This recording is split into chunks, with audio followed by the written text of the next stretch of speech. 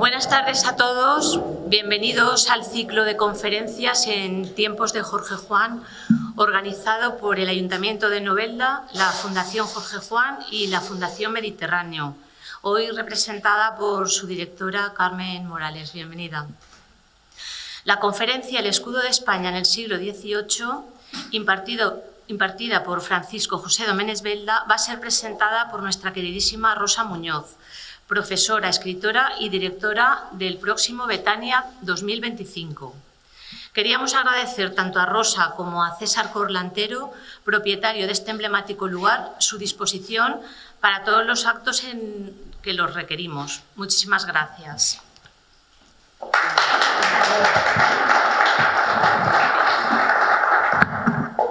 Muchísimas gracias. Muy buenas tardes y bienvenidos a todos y a todas. Esta tarde me toca presentar a un gran amigo, José Francisco. José Francisco Doménez Belda ha sido policía local de Novelda toda su vida en la categoría de inspector de policía local. En su formación cultural quiero destacar su diplomatura en genealogía, heráldica y nobiliaria por el Instituto de Estudios Nobiliarios. Sus diplomas: diploma de experto universitario en heráldica, genealogía y nobiliaria, y diploma de experto universitario en fuentes genealógicas y emblemáticas, archivística y documentación. Ambos diplomas por la Universidad de Distancia, por la UNED. Quiero destacar también sus cursos con estos títulos tan interesantes: Introducción a la heráldica, heráldica valenciana, y El arte en los paisajes culturales de la península ibérica, el paisaje de la luz. En cuanto a sus publicaciones, como a él le encanta la revista Betania, pues ha colaborado durante varios años en ella, y algunos títulos que quiero destacar son los siguientes: Montesinos Fecit, o los escudos de Novelda dibujados por Montesinos, el árbol genealógico ascendente de Jorge Juan, el escudo de la antigua ermita de Santa María Magdalena, la imagen nobiliaria de un enlace entre las casas de Medina Sidonia y Alba. En cuanto a sus conferencias, pues ya estábamos comentándolo antes, son muchos los años ya que lleva, los últimos años, deleitándonos con conferencias estupendas. Y os digo algunas de ellas. Por ejemplo, en la Casa Museo Modernista, pues impartió la conferencia El escudo de Novelda, un recorrido por su historia y evolución, y los emblemas del escudo de Novelda. En el Casino de Novelda también impartió la conferencia Escudos con historia, lo que la heráldica cuenta. Y a través de la Fundación Jorge Juan, la heráldica de los linajes Juan en el Reino de Valencia, el águila de San Juan Evangelista, emblema de los linajes Juan valencianos, y el escudo de los Juan de Vergara, la heráldica de Jorge Juan y Santa Cilia. Esta ha sido a través de la Asamblea Amistosa Literaria. También a través de la Asamblea nos hizo otra conferencia estupenda, que fue la heráldica del linaje de Jorge Juan y Santa Cilia en la ciudad de Alicante. Y muchos de los noveldenses nos desplazamos a Elche en una de sus últimas conferencias, que fue también una maravilla, y esta vez fue en el Museo Arqueológico e Historia de Elche, cuyo título era La huella heráldica de la familia de Jorge Juan y Santa Cilia en Elche. De sus colaboraciones quiero destacar la colaboración que ha tenido con la Fundación Jorge Juan, una exposición que quedó fantástica, y el título era La heráldica de Jorge Juan, en Jorge Juan y Santa Cilia, el legado de Mercedes Cort Gómez Tortosa. Es miembro de la Asamblea Amistosa Literaria de Novelda, y a nivel personal quiero destacar que es una excelente persona y un gran amigo. Cuando quieras. Muchas gracias a todos. Muchas gracias, Rosa, por tus palabras. Muy agradecido. Bueno, buenas tardes a todos. Quiero agradeceros vuestra asistencia y vuestro interés por este tema. Y como estamos entre amigos, espero que os agrade esta charla que os voy a dar sobre el escudo de España en el siglo XVIII. Quiero agradecer también a todas las instituciones que colaboran en la organización de este ciclo de conferencias, por su apoyo a la cultura, y hacer un agradecimiento muy especial a Merche Navarro y a Graciela Luz por su confianza depositada en mi persona para dar esta conferencia. Espero estar a la altura de vuestra confianza. Bien, pues los escudos heráldicos han servido a lo largo de los tiempos para representar a personas, reyes, naciones, territorios, instituciones, de forma que pudieran ser identificados de manera sencilla al observarlos. Durante más de 9 siglos, los escudos que representaron a los reyes y territorios hispánicos han formado parte de la historia de la actual nación española. En palabras de Faustino Menéndez Pidal, el heraldista que seguramente mejor conoció nuestro escudo, una historia que es reflejo y consecuencia de la historia de España. El objetivo de esta conferencia no es otro que dar a conocer de forma sencilla, pero lo suficientemente ilustrativa y clarificadora, cuál fue el escudo heráldico que representó a España en el siglo XVIII. Para ello nos tendremos que desproveer de algunos prejuicios y creencias actuales y entender la realidad histórica del siglo de las luces. Para empezar y situarnos un poco en el contexto histórico del siglo XVIII, vamos a dar unas pinceladas de algunos hechos y acontecimientos que ocurrieron en este siglo y que tuvieron su influencia directa o indirectamente en el escudo de España. El siglo XVIII se inicia con el final de una dinastía, que es la de los Austrias, que había reinado en España durante casi 2 siglos. La muerte sin descendencia de Carlos II, el último Austria, origina un conflicto sucesorio por el trono de España, la Guerra de Sucesión, de dimensiones internacionales que finaliza con el Tratado de Utrecht en 1713, lo que supone la pérdida de muchos de los territorios de la monarquía hispánica. El siglo XVIII es el siglo de los Borbones como reyes de España. Al principio del siglo se produce la abolición de los fueros, de los reinos históricos y la creación de un Estado más centralizado. Llega en este siglo un movimiento llamado la Ilustración como una nueva forma de entender la vida a través del espíritu crítico, la búsqueda de la razón y los métodos científicos. Y la figura de la monarquía española, considerado el rey ilustrado de España, es sin duda Carlos III. La configuración de España a finales del siglo XVII era la de una monarquía, lo que se llama una monarquía compuesta por diferentes reinos y territorios situados no solo en la península ibérica, sino también en América y la Europa continental y mediterránea. Algunos de estos reinos tenían entidad jurídica propia. Por lo tanto, cabe preguntarnos cuál es el escudo de España en el siglo XVIII. El escudo de España en el siglo XVIII será, al igual que en los siglos anteriores, el escudo del monarca, que representaba como máximo poder el conjunto de territorios sobre los que reinaba. El rey era el vínculo de unión de estos territorios. Esto no quiere decir que en el escudo del monarca se incluyeran todos los escudos de dichos territorios, ni que todas las armas o emblemas que figuran en el escudo del monarca fueran la representación de los territorios gobernados por él.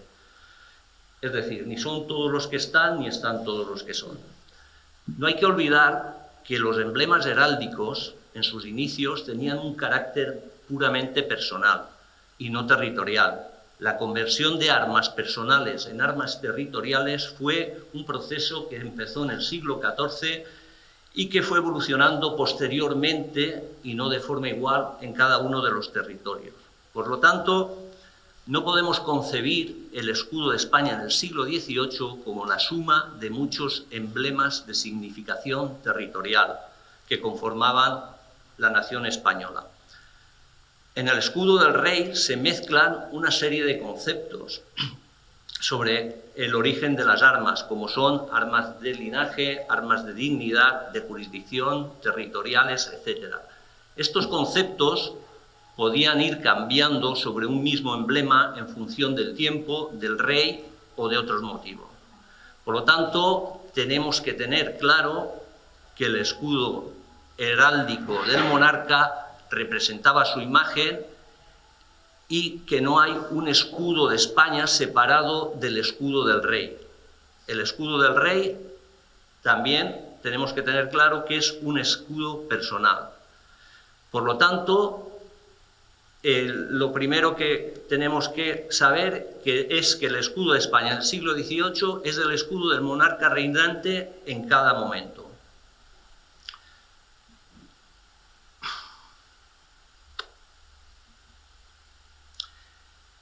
Bien, pues a partir de ahí, el primer rey del siglo XVIII, que es Carlos II, fue rey de España entre 1665 y 1700, hijo de Felipe IV y su segunda mujer, Mariana de Austria, y nació el 6 de noviembre de 1661. Como todos ustedes saben, fue un rey calificado de extrema naturaleza enfermiza de forma muy sublime. Carlos II subió al trono a la muerte de su padre cuando tenía todavía 3 años. La regente fue su madre hasta el que cumplió los 14 años de edad. Murió en Madrid el 1 de noviembre de 1700, por lo tanto solo reinó 10 meses del siglo XVIII. Fue el último rey de la dinastía de los Austrias que reinó en España durante casi 2 siglos, como hemos dicho, desde que su antepasado, Carlos I, ocupara el trono de España. Aunque nombró heredero al trono, su muerte, como sabemos, sin descendencia, desencadenó lo que la guerra de sucesión por la monarquía hispánica, que aunque estaba en decadencia, aún tenía unas posesiones más que apetecibles. El escudo de Carlos II era el mismo que utilizaron los Austrias desde su bisabuelo Felipe II. A partir de 1580, en el escudo de los Austrias aparecen las armas del rey de Portugal. Dicho año, Felipe II consigue el reino portugués, haciendo realidad el sueño de sus bisabuelos, los reyes católicos, de gobernar sobre toda la península ibérica. No hay que olvidar que Felipe II era nieto por parte materna de María de Aragón, hija de los reyes católicos, y por parte paterna de Juana de I de Castilla y de Aragón, hija también de los reyes católicos. El escudo de Portugal permaneció en el escudo de los monarcas españoles hasta el año 1668, oficialmente, en que se firmó el Tratado de Lisboa, en el que se finalizaba la guerra de separación de Portugal y España, que se inició en 1640. No obstante, aunque a partir de ese año, 1668, se suprimieran oficialmente las armas de Portugal, aún se seguían viendo en algunos ejemplares, incluso en la moneda. Por lo tanto, el siglo XVIII se inicia con el escudo de Carlos II, ya sin el escusón o escudo pequeño que iba sobre las armas del escudo del rey, sin el escusón de Portugal, sin las armas de Portugal. Este escudo de los Austrias será la base del escudo de España durante todo el siglo XVIII. Sus emblemas permanecerán en el escudo de los diferentes reyes, aunque sufrirán cambios, sobre todo en la ubicación y la redistribución de los emblemas. Podemos creer que el escudo era algo que los ciudadanos de a pie pues, les venía un poco lejos. Sin embargo, desde el siglo XVII empiezan a colocarse en las monedas los escudos de los reyes como imagen, en sustitución de su imagen, de su cara. En muchas monedas se colocaba la cara del rey y se empezó a sustituir en muchas ocasiones la cara del rey por su escudo. que le representaba. En la moneda acuñada por Carlos II, en los reinos que tenían aún sus fueros, se acuñaba con el escudo como rey de dicho territorio. Aquí tenemos un ejemplo de moneda valenciana acuñada por Carlos II con el escudo del Reino de Valencia. Será el último rey en que ocurra esta circunstancia. Podemos ver, si vamos a Madrid, en la Plaza Mayor de Madrid, podemos ver el escudo de Carlos II en la fachada de la casa que se llama de la Panadería, en una labra heráldica de grandes dimensiones que es muy bonita. Bien, pues vamos a ver el origen del escudo de los Austrias, de dónde proviene el escudo de los Austrias. Y para ello tenemos que buscar el matrimonio formado por Juana, hija de los reyes católicos, y Felipe de Austria, que era hijo de Maximiliano I, el emperador del Sacro Imperio Romano Germánico, y su mujer María de Borgoña, heredera de los territorios de ese nombre. Cuando prestaron juramento como herederos de la corona de Castilla en 1502, crearon un escudo conjunto, uniendo los escudos de los dos, al igual que lo hicieron los reyes católicos. Los varones normalmente no asumían en su escudo las armas de su mujer, salvo que esto supusiera, como es en este caso, algún interés especial por parte del marido. Aquí, en la derecha de la diapositiva, vemos un árbol heráldico en el que figuran los escudos. En la parte de arriba, de izquierda a derecha, de Maximiliano I, María de Borgoña, Fernando el Católico, Isabel la Católica. Curiosamente, Isabel solo lleva las armas del Reino de Castilla. Esto es un armorial austriaco. En las armas, cada matrimonio las transmite a su hijo, a Felipe y a Juana, y después estos a su hijo Carlos. Este es el escudo de Juana I de Castilla y de Aragón, nuestra reina. Es un escudo ya con muchos emblemas, bastante complicado, y como veremos ahora, es el escudo que formará parte de la herencia de los Austrias. Aquí, por curiosidad, quiero que veáis o que vean esta imagen. Esto probablemente es de los primeros intentos de usurpación de Juana a la corona de Castilla. Como podéis ver, en estas pinturas hechas en Flandes, y que los dos pretendientes o los dos herederos de la corona de Castilla llevan vestimentas con motivos heráldicos, a Juana no se le ve la corona. Casualmente, detrás de su cabeza hay dibujado una copa de un árbol que lo que pretende es ocultar precisamente la corona que le correspondía por derecho, mientras que a su marido se le pone la corona dorada sobre un sombrero negro para que destaque. Como he dicho, es probablemente uno de los primeros intentos de usurpación de la corona a Juana, que era la heredera de la misma. Bien, aquí en esta diapositiva vemos dos escudos. El de la izquierda es el escudo de Felipe II como príncipe de España. Y el de la derecha, el de Felipe II, ya como rey, de 1580, está datado este escudo ya como rey. Dos escudos diferentes para una misma persona. O eso es lo que aparentemente nos puede parecer.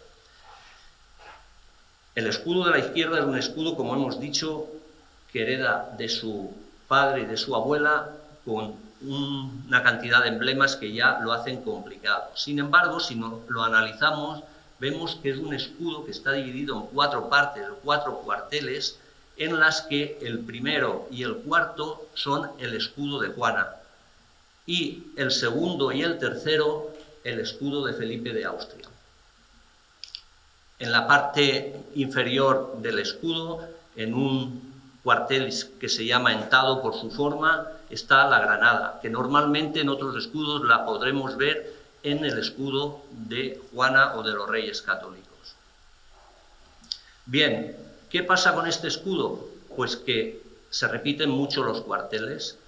Si cogemos uno de los cuarteles del escudo de Juana y le quitamos las repeticiones, le añadimos la granada y cogemos uno de los cuarteles del escudo de Felipe, veremos que tenemos una composición heráldica idéntica al escudo de la derecha, que va a ser el escudo que los Austrias lleven a partir de Felipe II ya definitivamente. Este escudo ya se vio, o hay algunos ejemplares de Carlos I con este escudo. En la puerta de la bisagra, en el interior, hay un escudo idéntico a este. Pero a partir de Felipe II será el escudo que forme parte de los reyes de España y, por lo tanto, el escudo de España. Bien, pues vamos a ver rápidamente uno a uno los emblemas que lleva este escudo. En primer lugar, en lugar preferente, lleva las armas del rey de Castilla, que es un cuartelado que se conoce como cuartelado de San Fernando, debido a que fue el primer rey de España que llevó esta estructura del escudo para colocar dos armas en un mismo escudo. Este escudo se utiliza desde 1230 por los reyes de Castilla, y todos los reyes de Castilla han ido incorporando este escudo, teniendo este escudo. Isabel II fue la reina que lo incorporó a un escudo conjunto, como veremos cuando se formó el escudo de los Reyes Católicos. En el siguiente cuartel vemos el escudo de Fernando II, o Fernando el Católico, como rey de Sicilia. No son dos escudos diferentes, el escudo de Aragón por una parte y el escudo de Sicilia por otra. Es un mismo escudo que llevaban los reyes de Sicilia de la Casa de Aragón cuando aún no gobernaban sobre todo el territorio aragonés. Tenemos que tener en cuenta que cuando se creó el escudo de los Reyes Católicos, un escudo conjunto que se creó cuando Isabel subió al reino de Castilla, Fernando todavía no era rey de Aragón. Por lo tanto, este escudo era el que utilizaba él antes de 1475, como vemos aquí en la moneda, y era el escudo como rey de Sicilia. Este emblema ha perdurado en las armas de los reyes de España hasta 1868, y muchos lo han tratado de forma separada, pero es un mismo escudo. Y después tenemos la granada como emblema territorial. Este emblema es puramente territorial, nunca ha pertenecido a ninguna dinastía. Como todos sabemos, los reyes católicos lo incorporaron a su escudo tras la conquista del reino nazarí de Granada en 1492. La granada heráldica está abierta y se le ven los granos, se llama rajada, y está en un cuartel que, como podéis observar, es triangular en forma de dientes, un cuartel que se llama entado. A partir de aquí, las armas que vamos a ver en el escudo de España y en el escudo de los Austrias son las armas aportadas por Felipe de Austria. En primer lugar, las armas del Archiducado de Austria, herencia de su padre, que son unas armas una dignidad que se reconoció en 1453 para Federico de Austria, abuelo de Felipe. A continuación, las armas del Ducado de Borgoña moderna. Es lo que se llama un sembrado de lises de oro sobre fondo azul con una bordura roja y blanca. Pertenecía a los duques de Borgoña de la Casa de Valois, una rama de los capetos franceses. El siguiente emblema es la Borgoña antigua, un bandado de oro y azul con una bordura roja que utilizaron los antiguos duques de Borgoña hasta el año 1361. Este emblema, junto con el anterior, formaban el escudo de Borgoña. y en el último cuartel están las armas del Ducado de Brabante. Las armas de los duques de Brabante son armas que se usaban ya desde el siglo XIII, por lo tanto, muy antiguas. Y sobre todas las armas de Felipe de Austria está el escusón que se llama, que es un escudo pequeño, con un partido de Flandes, de los condados de Flandes y de Tirol. Flandes perteneció a la Casa de Borgoña desde 1384 y Tirol ingresó en la Casa de Austria a través de Rodolfo IV en 1363. Bien, pues todas estas armas y emblemas aportadas por Felipe de Austria a sus descendientes y que figuraban en el escudo de los Austrias españoles en el siglo XVIII tienen un carácter meramente honorífico.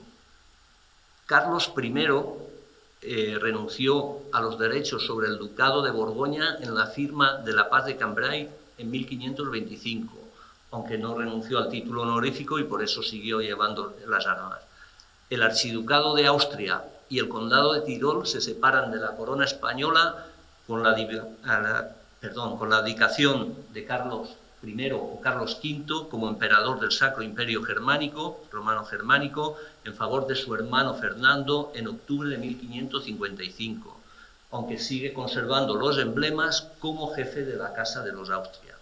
Y el Ducado de Brabante y el Condado de Flandes se pierden con la firma del Tratado de Utrecht en 1713. Por lo tanto, eran emblemas honoríficos. El escudo se timbra con una corona real cerrada con 8 diademas, de las que se ven 5. Esta corona que vemos en la parte derecha es una corona que se realizó el platero de la Casa Real Fernando Velasco en 1775 para Carlos III y es la corona que utiliza actualmente Felipe VI en los actos en los que se utilizan los emblemas reales, en la corona junto al cetro, en actos como funerales y la proclamación y jura de reyes. Y por último, el escudo va rodeado del collar de la Orden del Toisón de Oro. El collar de la Orden del Toisón de Oro, que se fundó por Felipe III de Borgoña, como conocido por Felipe el Bueno en 1429, era bisabuelo de Felipe de Austria, que fue quien trajo el collar de la Orden a España, ya que fue su gran maestro, su gran maestre entre 1482 y 1506, cuando falleció. Su hijo Carlos, como heredero del gran maestrazgo de la Orden, también llevaba en su escudo el collar, y a partir de aquí todos los reyes de España, por ser los grandes maestres de la Orden. El patrón de la Orden es el apóstol San Andrés, y la cruz, que se llama también Cruz de Borgoña o de San Andrés, es la cruz en forma de aspa con los nudos, que es un símbolo que ha estado en la monarquía española y es un símbolo que se ha utilizado mucho en España en las banderas militares y que se introdujo por Felipe de Austria. El collar, como he dicho, en estos momentos el gran maestre es Felipe VI y lo utiliza solo en ocasiones muy especiales. Aquí en su boda lo llevaba puesto. Normalmente lo que lleva es la insignia de cuello, siempre en sus uniformes, o cuando va de paisano veremos que lleva o la insignia de cuello en los uniformes militares o en la insignia de pecho en los uniformes civiles. Bien, pues a principios, como hemos dicho, en noviembre de 1700 muere Carlos II y llega a España una nueva dinastía que encarna la figura de Felipe d'Anjou. Felipe d'Anjou viene de la Casa de Francia y aquí en este detalle del cuadro llamado La familia de Felipe V, pintado en 1743 por el pintor Van Loo, es un cuadro que he querido poner este detalle porque tiene mucho simbolismo podemos ver a 3 de los 5 Borbones que reinaron en el siglo XVIII en España. Entre los 3 Borbones que vemos en el cuadro, reinaron casi 9 décadas del siglo XVIII. Podemos ver aquí en el centro del cuadro a Felipe V sentado con su cetro, a su izquierda Isabel de Farnesio, su segunda mujer, con el brazo izquierdo puesto sobre el almohadón en una actitud muy autoritaria. Fue una reina muy influyente en el reinado de su marido, que apoya ahí su brazo izquierdo sobre el almohadón donde reposa la corona de España. En la parte izquierda vemos a Fernando, el futuro Fernando VI, a un príncipe de Asturias, y su mujer, Bárbara de Braganza, sentada a su derecha. Y en la parte derecha del cuadro vemos a un joven Carlos y a su mujer sentada a su derecha. Carlos está apoyando el brazo sobre un sillón donde podemos ver a duras penas una corona. Carlos ya era rey en ese momento, como veremos. Los tejidos, tanto el almohadón como los mantos, llevan los símbolos que prevalecerán en el reinado de los Borbones: el león, el castillo y la flor de lis. Bien, pues Felipe d'Anjou, que sería Felipe V, nació en 1638 en Versalles. Era el segundo hijo varón del Delfín de Francia, o el heredero de la corona francesa, y nieto de Luis XIV, el rey Sol, y su primera mujer, María Teresa de Austria, hija de Felipe IV. Después de ser designado heredero de la corona de española en el testamento de Carlos II, fue proclamado rey de España en Versalles el 16 de noviembre de 1700 y entró en España en enero de 1701, recién cumplidos los 17 años para hacerse cargo del trono de España, como Felipe V, como hemos dicho. Felipe V, como rey de España, asumió el escudo de su antecesor Carlos II, a pesar de que no pertenecía a la misma dinastía. Era una manifestación explícita de su derecho a la corona de España. No obstante, en el escudo se van a incluir 2 elementos nuevos, uno dentro del campo y otro dentro del escudo en los adornos exteriores. Sobre el escudo de los Austrias, Felipe V añade un escusón o escudo pequeño en el centro de las armas, que son las armas de la Casa de Francia, con una bordura roja perteneciente al ducado de Anjou. Felipe V fue duque de Anjou desde su nacimiento hasta 1710, que abdicó o cedió el título a su sobrino, el futuro Luis XV. Sin embargo, los heraldistas, los especialistas, los conocedores del escudo de España, como Menéndez Pidal, dicen que estas armas son unas armas de linaje que su abuelo Luis XIV quiso que llevara su nieto en las armas del anterior rey de España. Para colocar el escudo pequeño o escusón en el escudo de los Austrias, ocurre que se tapan 2 cuarteles, el cuartel de la Granada y el escusón o el escudo pequeño de Flandes y Tirol. Para solventar esta circunstancia, se desplaza la granada al escudo del rey de Castilla y los emblemas de Flandes y Tirol a la punta del escudo en un cuartel que se llama Ental. Esta es la modificación que se produce dentro del campo del escudo por Felipe V. Y fuera del campo del escudo se va a añadir al collar del toisón de oro otro collar, que es el collar de la Orden de los Caballeros del Espíritu Santo, la orden francesa de la monarquía francesa, fundada por Enrique III en 1578, el día de Pentecostés. Por eso se llama del Espíritu Santo. La insignia, como vemos, es una cruz maltesa de 8 puntas con la paloma del Espíritu Santo hacia abajo. Esta insignia o este collar lo vamos a ver en el escudo de 2 formas. Uno solo con la insignia sobre el collar del toisón de oro, como vemos en la parte izquierda de la diapositiva, en los escudos de la parte izquierda, y otra de las formas que se podrá ver es con el collar completo debajo del collar del toisón de oro. En algunos ejemplares también se ve con un cordón azul, que es el cordón de la orden, como en este tapiz que hay en el Palacio Real de la Granja de San Ildefonso. Y llegamos al tercer reinado del siglo XVIII, el de Luis I.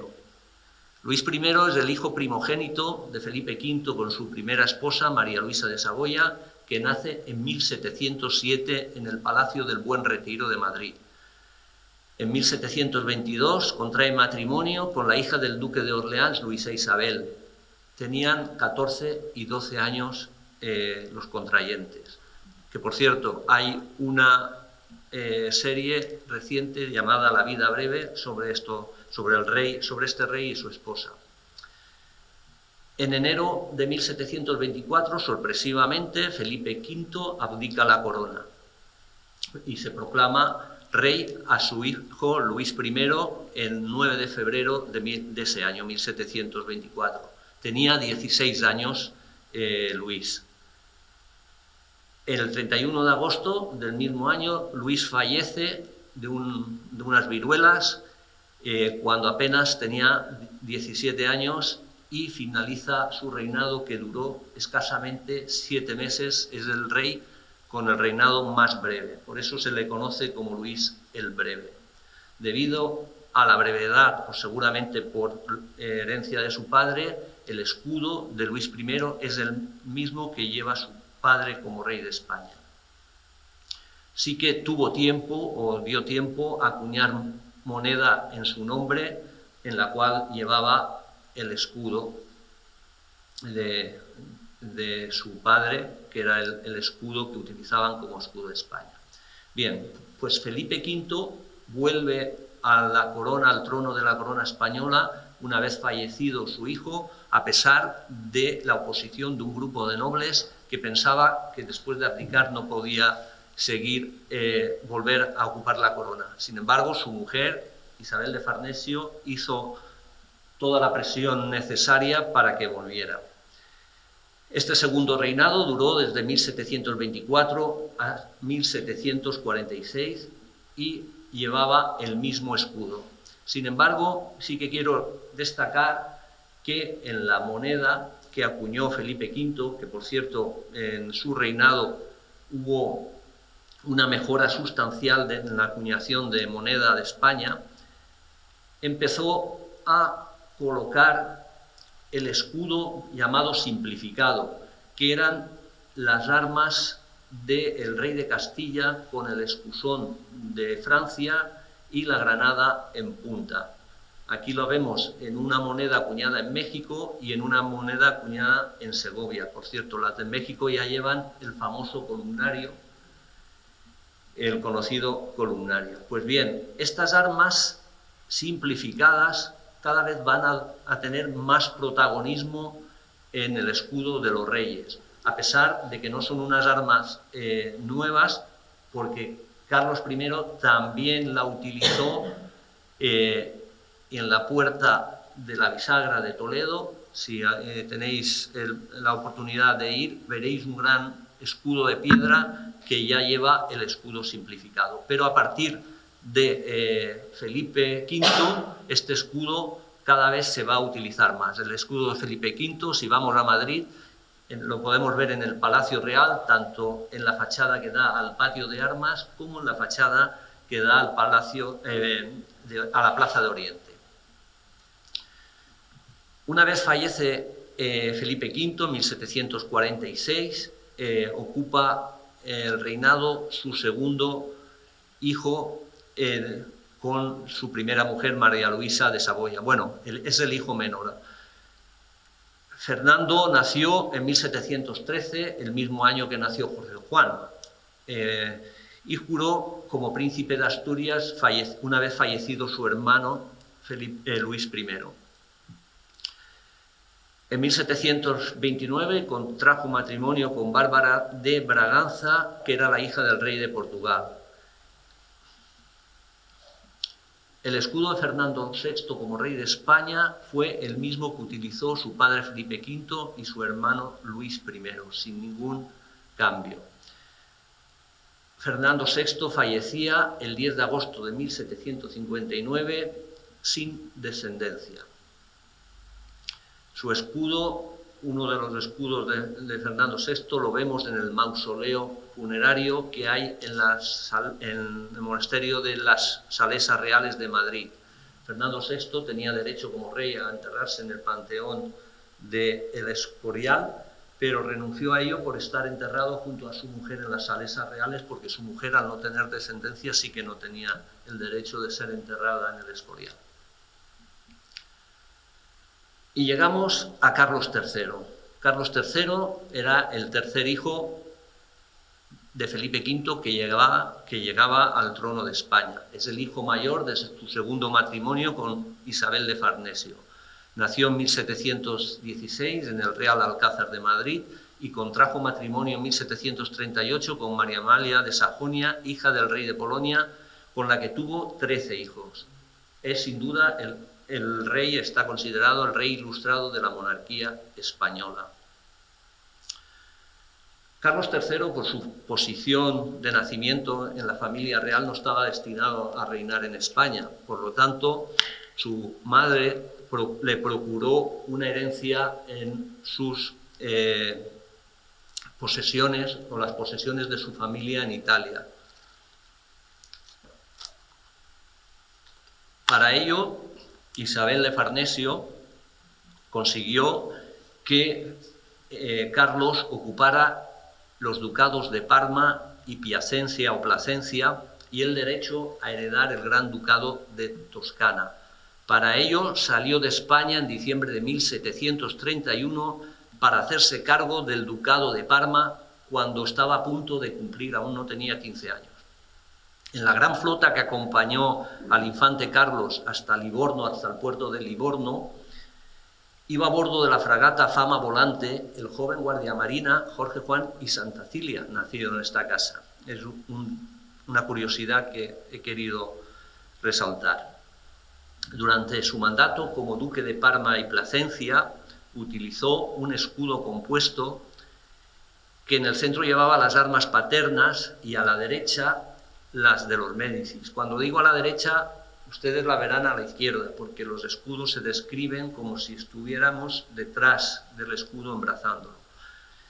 Entonces, la parte derecha llevaba las armas de los Médici y en la parte izquierda lo que se llaman las grandes armas de los Farnesio, con todos los emblemas que utilizaban los Farnesio como duques de Parma.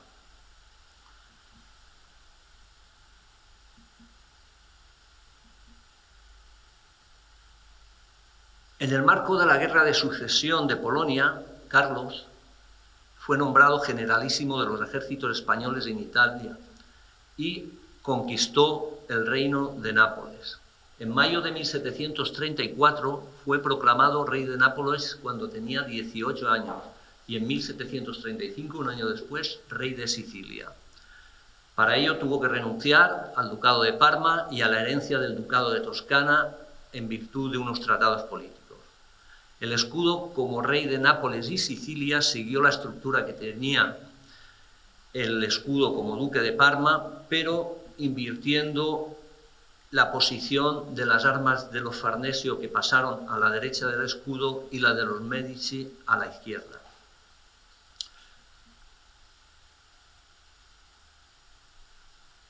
Carlos III o Carlos VII de Nápoles dejó un legado grandísimo en muchos aspectos, tanto en el reino de Nápoles como el de Sicilia. Entre ellos, un legado arquitectónico muy importante.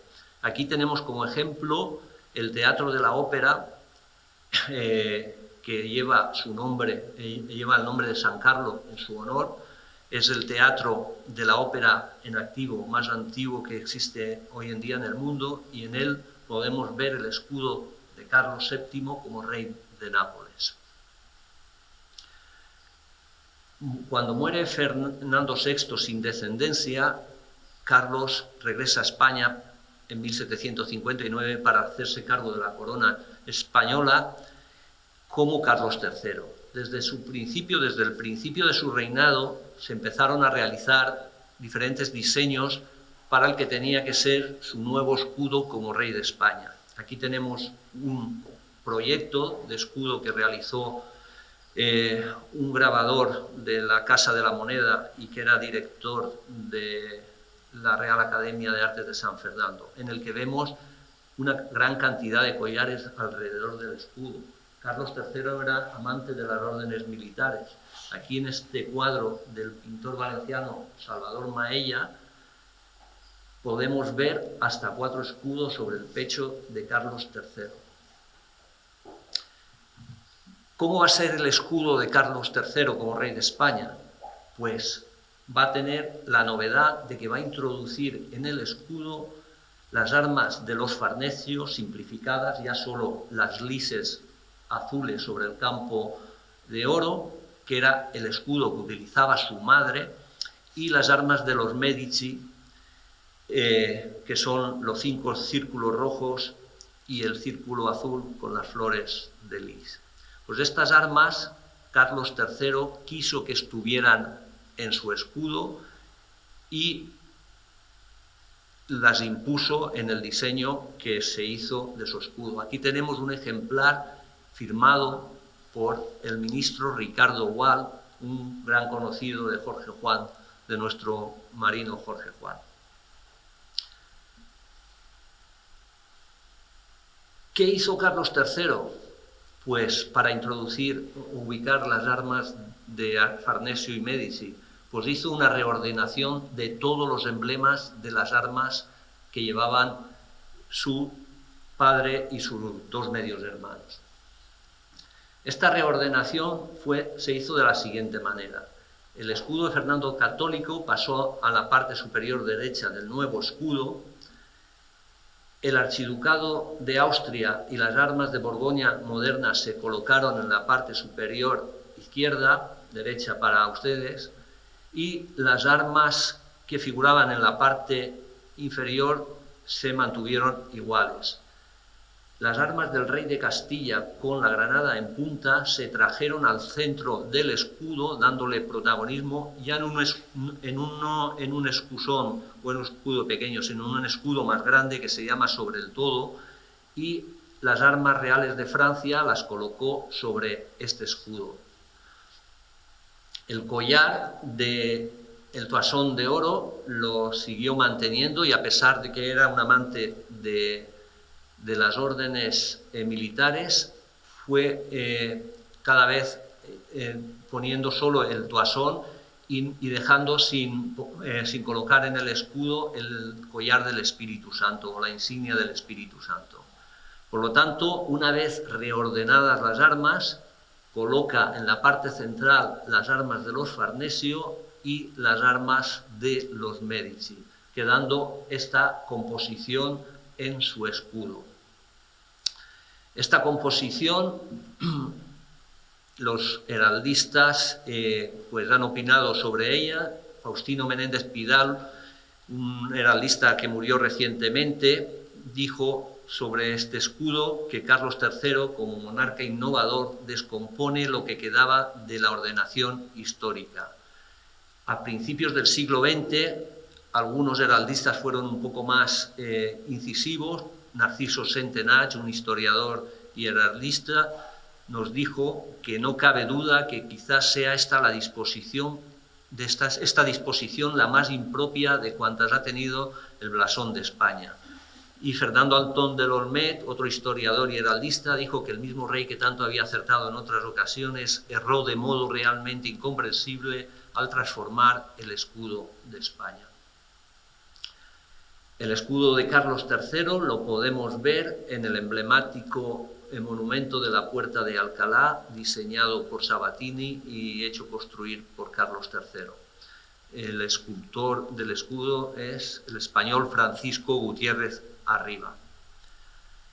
Bien, hemos dicho que Carlos III era un gran amante de las órdenes militares, pero no se limitó a pertenecer a ellas en algunos casos como gran maestro, sino que también fundó dos órdenes militares. En concreto, la primera, en julio de 1738, con motivo de su matrimonio con María Amalia de Sajonia, fundó la insigne y Real Orden de San Genaro, con J, que es la insignia que vemos aquí en la diapositiva. El patrón de la orden es San Genaro, patrón de Nápoles, y se lleva en el retrato que vemos a la izquierda la banda roja, que es la banda de la orden de San Genaro. Y la segunda orden que funda Carlos III, ya en España como rey de España, el 19 de septiembre de 1771, para celebrar el nacimiento de su primer nieto, llamado Carlos Clemente, es la Real y muy distinguida Orden de Carlos III.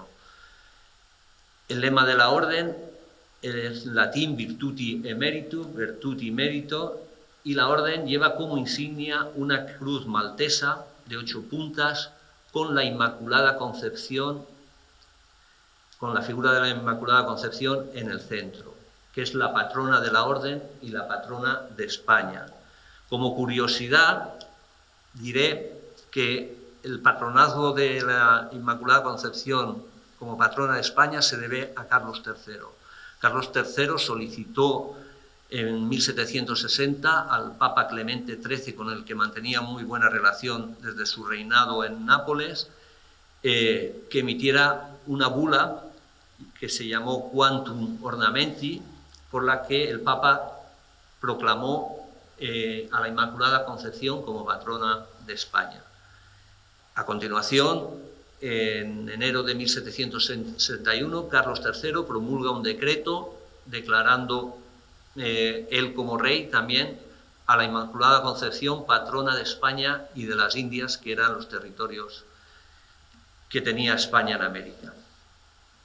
Bien, pues a partir de ese momento Carlos III coloca junto al blasón de oro el collar de la Orden de Carlos III. Esta orden ha tenido una evolución muy importante dentro de las órdenes españolas, convirtiéndose en la actualidad en la primera orden civil de España. La princesa de Asturias, doña Leonor, recibió el collar de manos de su padre cuando juró la Constitución al cumplir los 18 años. Y no podemos dejar pasar el reinado de Carlos III sin mencionar un hito en la institución de los símbolos de España, como fue la creación de una nueva bandera para los buques de guerra y otra para la marina mercante. La bandera que se creó para los buques de guerra acabaría siendo la bandera de España. Carlos III convocó un concurso para diseñar un nuevo modelo de bandera debido a que los buques españoles llevaban un pabellón blanco con el escudo real, que era confundido con otros pabellones de muchas casas reales europeas, y ello provocaba confusión y algún incidente desagradable en el mar. Este concurso concluyó con el Real Decreto del 28 de mayo de 1785, en que Carlos III declara como bandera para los buques de guerra la bandera que vemos a la izquierda y que sería después la bandera de España. Y otra bandera con los mismos colores, pero con las franjas en posición diferente, para la marina mercante. El escudo que usó para la bandera de la Armada y que continuó usándose era un escudo partido con los emblemas de Castilla y de León, en vez del cuartelado. Ahí podemos observar la importancia que tuvo en su momento la creación del cuartelado para colocar dos emblemas en el mismo escudo, porque si observamos el castillo está estilizado, tiene que estirarse, que parece casi una torre, para poder colocarlo, y el león tiene que estar casi de pie. Bien, pues esta bandera, que posteriormente fueron utilizando otras unidades del ejército español, fue declarada definitivamente como bandera de España el 13 de octubre de 1843. No hace tanto tiempo que fue declarada oficialmente bandera de España. Y los colores podemos ver ahí a la derecha en los tejidos que se presentaron como modelo para los colores de la nueva bandera. Cuando muere Carlos III en 1788, sube al trono su hijo Carlos IV, que había nacido en la ciudad de Portici, en Nápoles, por lo que tuvo algún problema para subir al trono de España, debido a que su abuelo había hecho un reglamento monárquico en el que decía que los reyes de España tenían que ser nacidos en España. Pero bueno, sorteó este inconveniente y subió al trono como Carlos IV. Carlos IV utilizó el mismo escudo de su padre como rey de España, figurando en los escudos grabados y pintados del collar de la Orden de Carlos III, ya conjunto con el toisón, de forma permanente. La única novedad que existe en el reinado de Carlos IV es que en el papel sellado, el papel que se utiliza para los documentos importantes, hasta ese momento, hasta el año 1796, se empleaba con el escudo completo, con todas las armas, el escudo grande que se llama. A partir de 1796, el escudo del papel sellado va a ser con el escudo simplificado, las armas del rey de Castilla, con el escusón de Francia y la granada en punta. Es la única novedad que hay en su reinado, en el escudo. Y para finalizar, resumiremos diciendo que durante el siglo XVIII se inició con el escudo de los Austrias, con el reinado de Carlos III, que finaliza en el mes de noviembre. Este escudo es la base del escudo que se va a utilizar durante todo el siglo XVIII, una vez fallecido Carlos II y llegado al trono Felipe V, desde 1700 hasta 1759, se va a estar el modelo del escudo de los Austrias con la inclusión de las armas francesas y el collar del Espíritu Santo, que va a durar, como decimos, hasta 1759, en que llega al trono Carlos III, que, aunque conserva todas las armas, hace una reordenación de las mismas y coloca las armas de los Farnesio y de los Medici en su escudo. Este escudo es el mismo que llevará su hijo Carlos IV y el mismo que utilizarán los reyes de España hasta Alfonso XIII, aunque ya a finales con alguna pequeña modificación. Y en el escudo de España hasta 1868, que es la fecha en la que España tiene un escudo como nación separado del escudo del monarca. Pero esa es otra historia. Muchas gracias por vuestra atención.